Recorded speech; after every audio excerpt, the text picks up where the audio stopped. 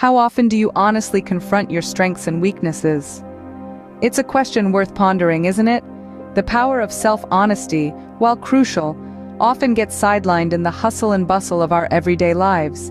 Yet, it's the cornerstone of personal growth, the foundation upon which we build our self-improvement. It's about acknowledging both our victories and our defeats, our triumphs and our tribulations. It's about reflecting, learning, and growing. And most importantly, it's about embracing the reality of who we truly are. Believe it or not, self-honesty paves the path towards genuine self-improvement. Let me narrate a story of a man named Ajay. Ajay was a musician of extraordinary talent, a virtuoso who could make the strings of his sitar sing like a nightingale. Yet, despite his remarkable skill, Ajay rarely performed in front of audiences. He would say he preferred the solitude of his music room, but deep down it was the fear of public performances that held him back.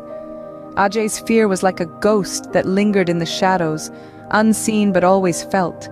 It whispered tales of failure and humiliation, of missed notes and silent audiences.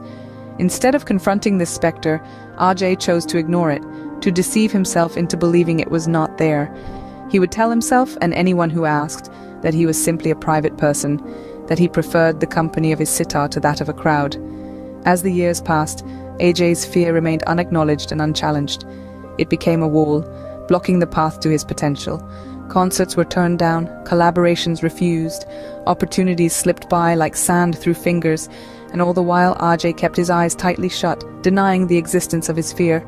His self-deception came at a cost.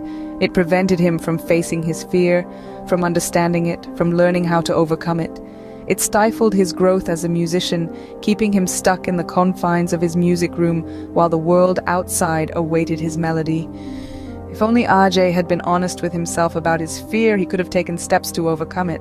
So, how can you cultivate self-honesty? It starts by acknowledging both the good and the bad in your life. Recognize your achievements, but also be open about your failures.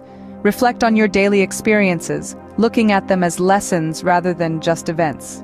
Admit your mistakes, because it's through these missteps that we often learn the most. And lastly, trust your intuition. It's that inner voice that often knows what's best for you. Remember, the first step to improvement is honesty with oneself. Being honest with oneself is not always easy, but it is the key to unlocking your potential. We've journeyed through the power of self-honesty, the pitfalls of self-deception, and the courage it takes to embrace self-honesty. Now, it's your turn. Strive for this honesty in your life. Acknowledge both your strengths and shortcomings. Reflect, learn, and grow. It's a challenging but rewarding path. If you found this content insightful and want more, do subscribe to our channel. We have a lot more to share with you.